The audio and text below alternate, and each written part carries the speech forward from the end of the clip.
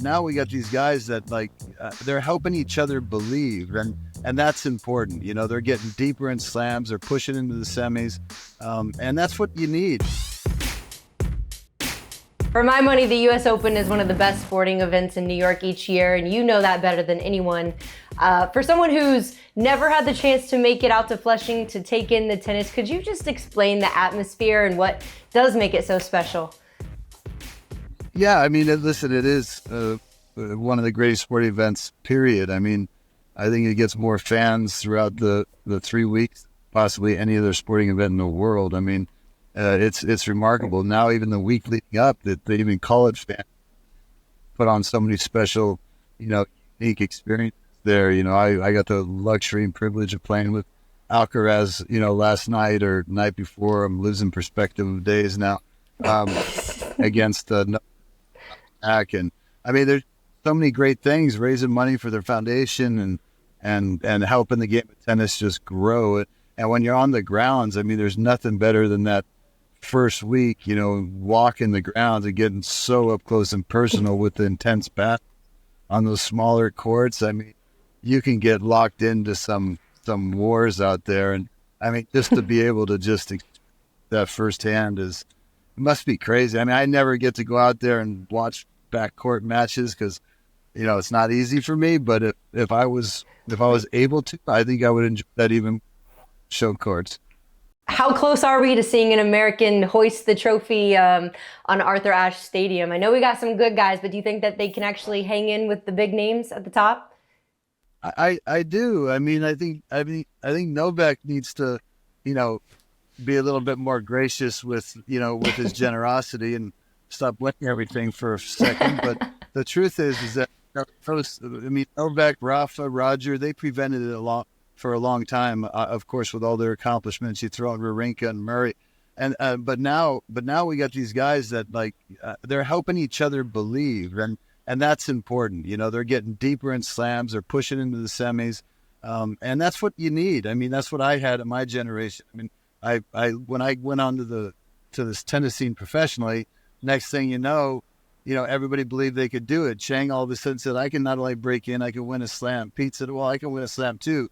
Courier's like, I can win a slam and I can be number one. And then I'm like, geez, I want to be part of this. So you start helping each other really believe, and these guys they all have big games and a lot of assets, and they can break through. Yes.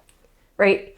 And you just mentioned it. I can't believe it's been 21 years since Novak started his professional career. And obviously today he's still at the top of his game, just won a gold medal at the Olympics. He's coming into the U.S. Open with the third best odds.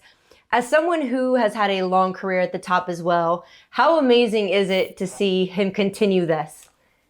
No, it's remarkable on a few fronts, right? I mean, obviously, just physically speaking, for him to sort of, to me, I don't know if he's lost anything, excluding that, hiccup with the meniscus surgery, at Wimbledon. He was definitely compromised there, but a few more weeks and all of a sudden he's moving unbelievable. And at the Olympics, and now he's back on the hard courts. Hopefully that's not going to beat up, anything surprising, in his body, like his knee, or it's not going to aggravate anything. But besides that, he's like 38 going on 29, it seems like, you know what I mean? It's like, it's pretty incredible physically, also mentally. I mean, it's hard to keep up that kind of focus, that kind of motivation, that kind of, inspiration that he needs, and he's even losing the people that he came to the dance with. I mean, Roger's now retired, and and Rafa's kind of,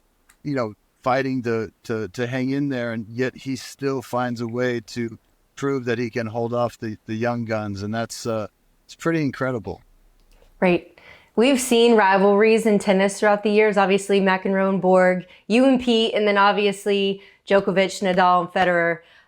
When it comes to those last three guys, do you think we do good enough of a job at recognizing just how amazing that run was for the three of them and how those rivalries elevated the sport of tennis? Like, it's just insane to think about.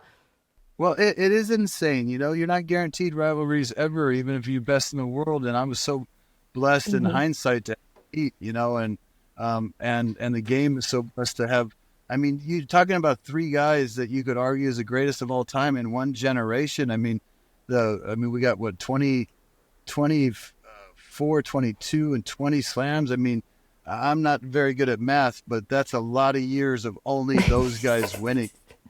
And they Right. have, and one has to go through the other two. You know what I mean? And so it is remarkable that they can put up these kind of numbers with that level of greatness. Who, in your opinion, do you think is going to be the rivalry of the future? Obviously, Novak and Carlos have gone back and forth lately, but Novak, I'm sure his time is coming very soon. But who do you predict is going to be that rivalry we talk about 15 years from now? Oh my gosh, you can't predict 15 years out. You know, I mean, we could look at Alcaraz and say he has all the talent that all these three guys has. Maybe even more because he can do what each of them do. Like he can defend as well as Novak. He can create as much RPMs as Nadal.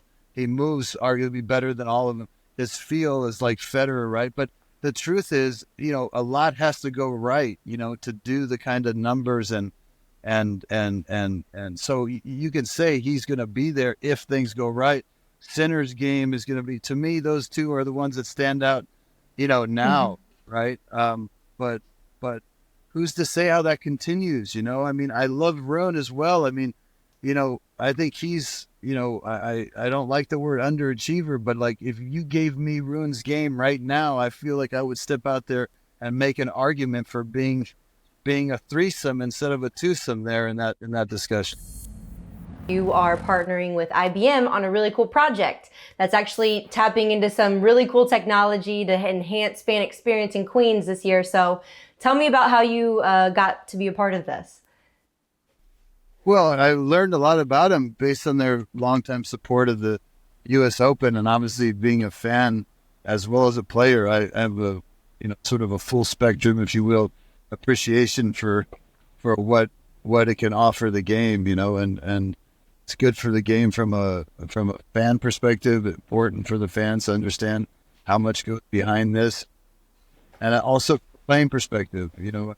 I would have had more of it at the earlier part of my career. I wish I would have had more of it. What these players have access to now, I think is a great thing to push our sport forward.